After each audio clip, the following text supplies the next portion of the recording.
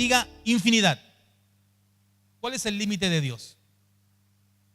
¿Sabe que esto me llama mucho la atención a mí? Porque es la perfección divina que hace que Dios no tenga límite alguno. Un día yo en mi adolescencia, cuando me empezaron a enseñar los temas del espacio y que el espacio no tiene fin y no encuentran el fin del espacio, me llegó a doler la cabeza pensando en el fin. Porque me imaginé como adolescente que me subía a una nave espacial y empezaba a viajar por el universo. A viajar, intentando llegar al final. Y un día escuché a un científico que dijo que si hay un final, y yo me hice la siguiente pregunta, y después de ese final, ¿qué hay? Es tan interesante que el Dios creador nos dejó huellas en la creación de que Él es infinito. Amén, mis queridos. ¿Y por qué esto es importante? Mire lo que dice Primera de Reyes, capítulo 8, versículo 27. Tome su Biblia y vaya conmigo a Primera de Reyes, capítulo 8, versículo 27.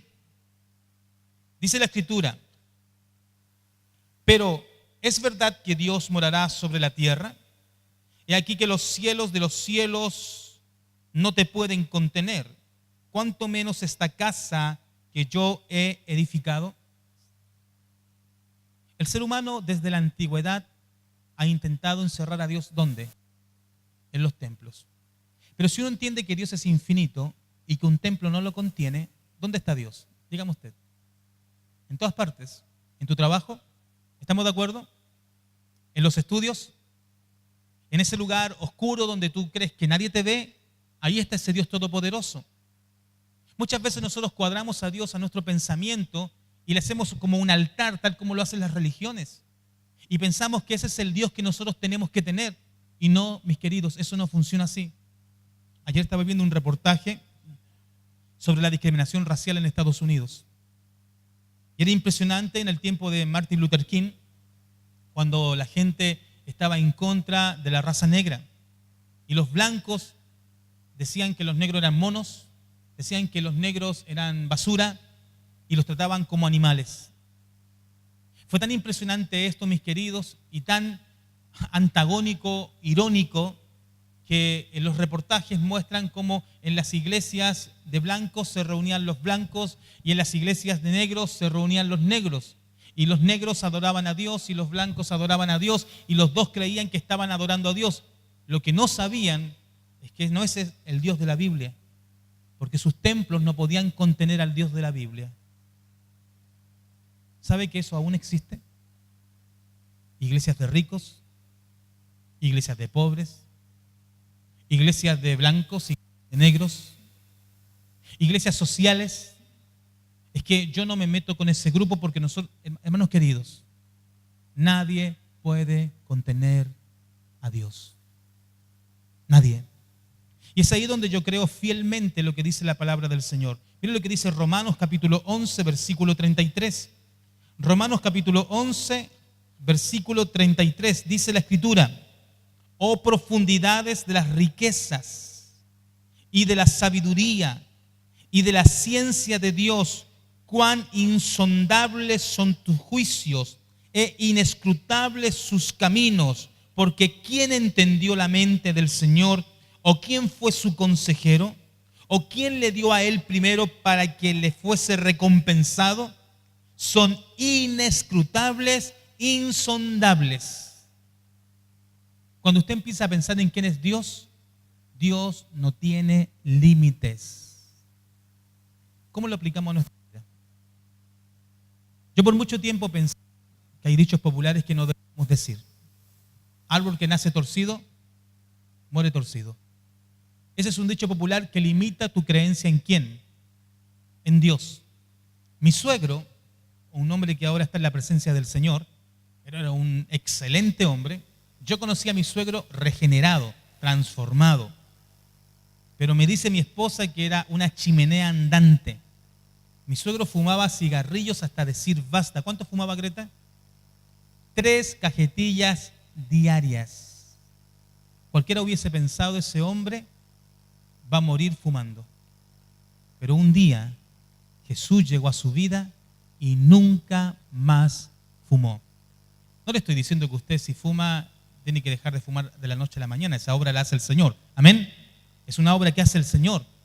Pero si Dios es un Dios infinito, insondable, incomparable, único, que no tiene límites, entendamos, hermanos queridos, que puede hacer grandes cosas en nosotros, con nosotros y a través de nosotros. Usted créalo. Usted puede ser un instrumento glorioso en sus manos, pero no le ponga límites a Dios. No le ponga límites. Cuando esté pasando un momento difícil, búsquelo en oración, porque Él es el Dios infinito. Otro atributo de Dios que me encanta a mí, que Dios tiene eternidad. Y eternidad es el atributo que muestra a Dios como el ser sin principio ni fin. No hay sucesión de tiempo para Dios. Mira lo que dice Deuteronomio 32:40. En el Antiguo Testamento, el quinto libro de la Biblia, Deuteronomio 32:40. Dice la Escritura: porque yo alzaré a los cielos mi mano y diré, vivo yo, que dice el texto, para siempre. ¿Quién vive para siempre? Nuestro Dios. En el Congreso norteamericano estaba simbólicamente la Escritura. Hoy en día sacaron la Escritura. Hoy en día en muchos colegios en Estados Unidos se prohíbe enseñar la Biblia. Es más, en nuestro amado Chile, hoy en día es una prohibición. Se le llama proselitismo religioso. Hagamos cuenta, hermanos queridos, que por un momento nos prohíban hablar de Dios en los colegios. ¿Ya? Nos prohíban hablar de Dios en las universidades. Después digan que es un delito predicar en la calle. Y que solamente nos permitan reunirnos en los templos y ahí ustedes hagan lo que quieran. Le pregunto, ¿Dios perdió el control? Seamos honestos. Si vemos esta sociedad como está, que cada vez está más incrédula, que cada vez hay más personas que rechazan a Dios, que cada vez se ridiculiza más decir yo creo en la creación, porque si un joven dice en el colegio que cree en la creación, ya lo ridiculizan. Y lo que no entienden, que lo de Darwin era una teoría y sigue siendo una teoría. Pero yo creo en un Dios eterno y Él dice que Él vive para siempre. O sea, que el mundo cambie su concepto de Dios no le quita a Dios su eternidad. Vaya conmigo al libro de los Salmos, capítulo 90. Salmo capítulo 90, versículo 1 y 2. Tome su Biblia y vaya conmigo al Salmo 90, versículo 1 y 2. Dice la Escritura: Señor, tú nos has sido refugio de generación en generación. Antes que naciesen los montes y formases la tierra y el mundo, desde el siglo y hasta el siglo, tú eres Dios. Dios es Dios desde el siglo y hasta el siglo. Hay un versículo que me encanta a mí que dice así: no visto justo desamparado, si lo conoce, y dice, y su descendencia que mendigue pan. Cuando uno tiene hijos, una de las preocupaciones que uno tiene como padre, ¿cuál es? ¿De qué van a vivir? ¿Dónde van a vivir?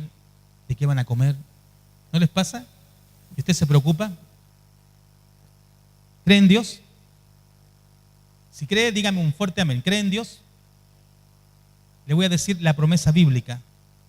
El texto dice: Señor, tú nos has sido refugio de generación en generación. Si la promesa para mí es que Dios está conmigo y va a bendecir a mis hijos, estoy seguro que si mi hijo camina en sus caminos va a bendecir a sus hijos, porque como Dios es eterno, de generación en generación, Él no cambia. Y estoy seguro, si yo muero, mi hijo tiene el pan garantizado. Sí, pero tenemos tantos temores. Es que, ¿sabe lo que pasa, mis queridos? Que nos olvidamos que Dios es eterno. Si Dios creó los cielos y la tierra, ¿quién sustenta los cielos y la tierra? Es nuestro Dios todopoderoso. Mira lo que dice el Salmo 93, versículo 2. Salmo 93, leamos del versículo 1. Jehová reina, se vistió de magnificencia, Jehová se vistió, se ciñó de poder, afirmó también el mundo y no se moverá. Firme es tu trono desde entonces, Tú eres eternamente. Si yo creo en ese Dios eterno, que permanece para siempre, entonces tengo que creer absolutamente que mi calendario está en sus manos. Las cosas que suceden en mi vida no se salen del Dios eterno. Las dificultades que vivo no sobrepasan a Dios. Amén, mis queridos. Nunca usted va a poder decir, Dios ya no tiene efecto. Porque como Dios es eterno y permanece para siempre, aunque el mundo intente sacarlo del calendario, no va a poder sacarlo de su trono. Amén, mis queridos. Mira lo que dice el Salmo 102, versículo 12. Salmo 102, versículo 12. Dice la Escritura, mas tú, Jehová, permaneces, ¿qué dice el texto? Para siempre, y tu memoria de generación en generación. Pare por un momento ahí. Hay que entender con mucha claridad esto. Dice, tu memoria permanece de generación en generación. ¿Qué tal si nos prohíben hablar de Dios en los colegios? ¿Van a poder borrar la memoria de Dios? Fíjese que esto es tan interesante. Los mayas, los aucas, o mejor dicho, los guaurani, los incas, los nombres los que sean, la calufes, tehuenches, mapuches, todos los aborígenes de todas las tierras, sin conocer el Dios de la Biblia, ¿qué adoraban? Dígame usted. ¿Adoraban el sol? ¿Qué más adoraban? La luna, las estrellas, los animales. ¿Por qué la gente que no conocía al Dios de la Biblia adoraba? Porque la Biblia dice que Dios escribió la eternidad en nuestros corazones. Eso quiere decir que aunque intenten sacar a Dios de la universidad, de los colegios, del calendario y digan, ¿saben qué? Ni en la televisión le vamos a permitir hablar de Dios. No van a poder hablar de Dios en las radios, no van a poder hablar de Dios en los libros. Prohibimos todo de Dios. Cuando el mundo intenta prohibir todo de Dios, Dios tiene memoria de generación en generación. De alguna forma, Dios las ingenia para que el mundo sepa de Él. Y qué privilegio es que hoy Dios nos use a nosotros para que el mundo tenga memoria de Él. Amén, iglesia. En quinto lugar, colócame este cuadrito que es bien interesante, porque estamos en ese tiempo, en ese proceso de cambios. En primer lugar, hace 2000 años atrás, ¿quién vino al mundo? Vino Jesús, ¿cierto? Dice la Biblia que Él murió en la cruz por nuestros pecados, conforme a la Escritura. Después de eso, comienza una etapa que se llama la etapa de la iglesia. Llevamos 2015 años en esa, no tan rápido, en esa etapa de la iglesia. 2015 años en esa etapa de la iglesia. ¿Cuándo termina la etapa de la iglesia? La Biblia dice que termina en el rapto.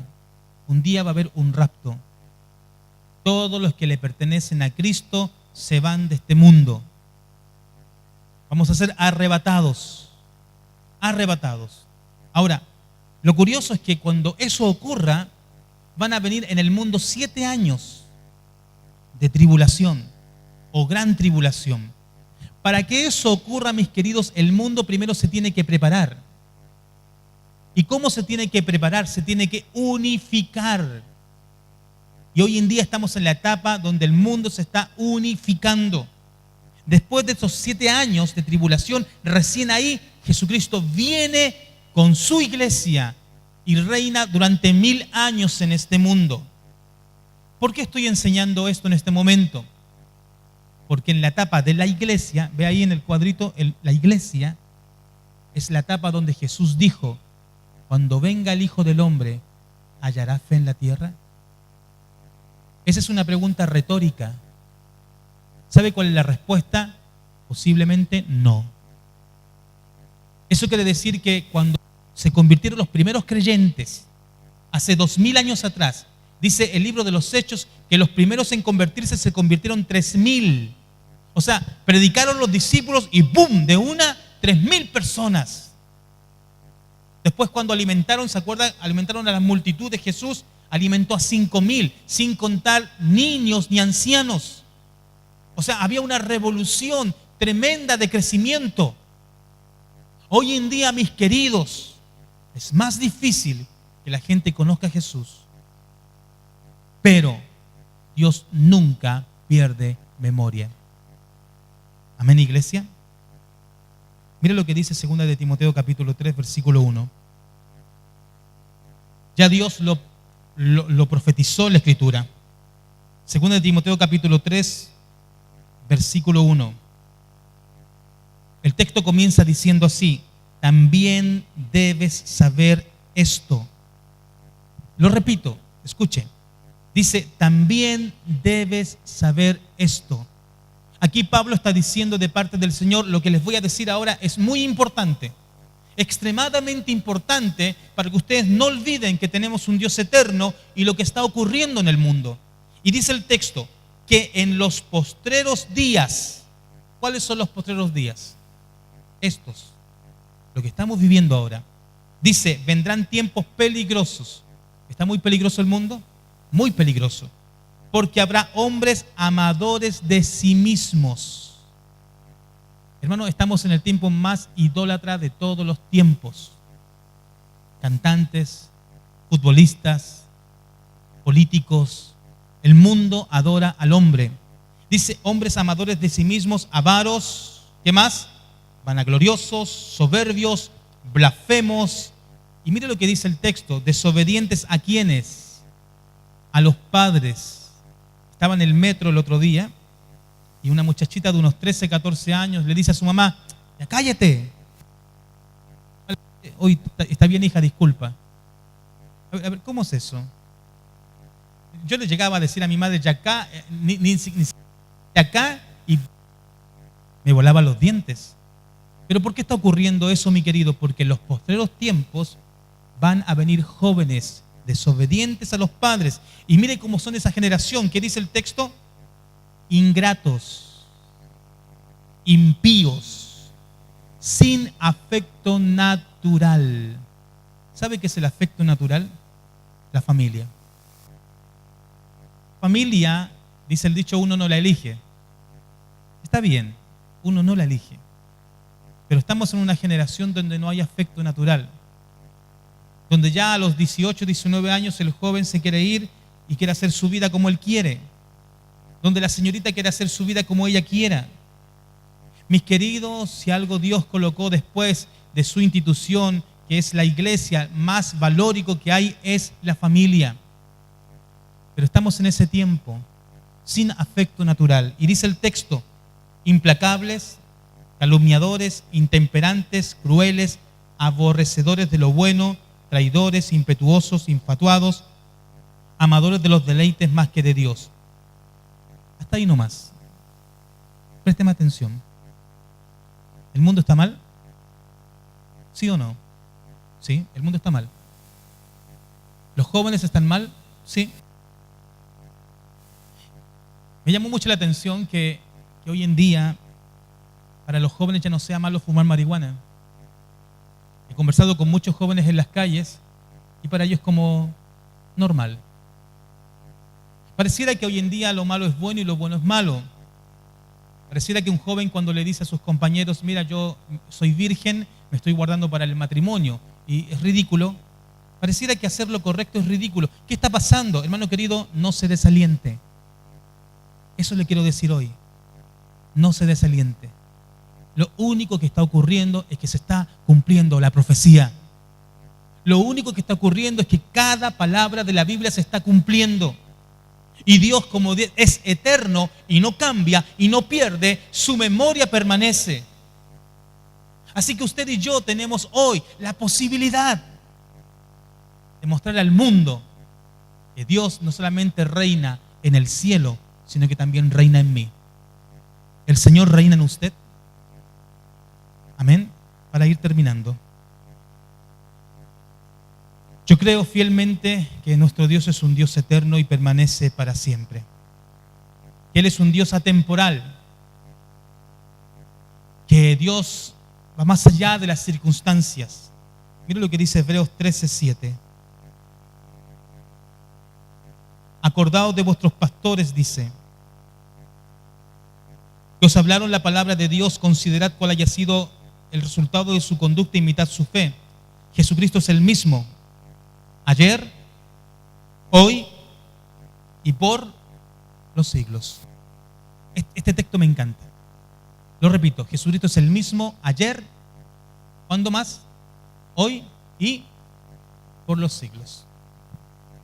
Viví fuera de Chile un total de 19 años.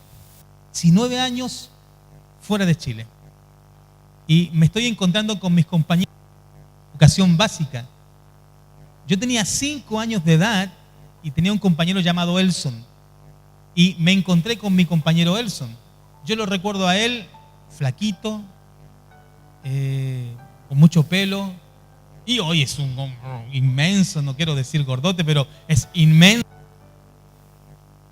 Ha cambiado rotundamente. No es la misma persona. Y creo que yo también. ¿Todos cambiamos?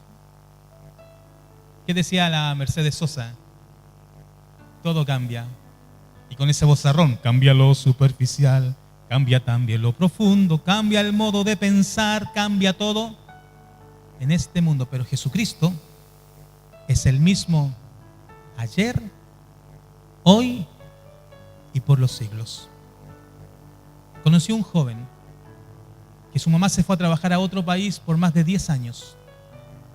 Cuando ella regresó, y madre soltera, se fue a trabajar por su hijo, para bendecir la vida de su hijo. Cuando regresó y se juntaron para poder compartir, no podían conversar porque no se conocían. Porque ella lo dejó cuando él tenía 8 años y regresó cuando él tenía 18 años. Y se sentaron a una mesa y tuvieron que reconocer que no se conocían, que no sabían quién era. Queridos, Cristo no ha cambiado. Cristo es el mismo, hoy y por los siglos. Amén. Quiero que usted lea conmigo un pasaje en Malaquías, capítulo 3. Y creo que cuando lo encuentre se ponga en pie. El último libro del Antiguo Testamento, Malaquías capítulo 3.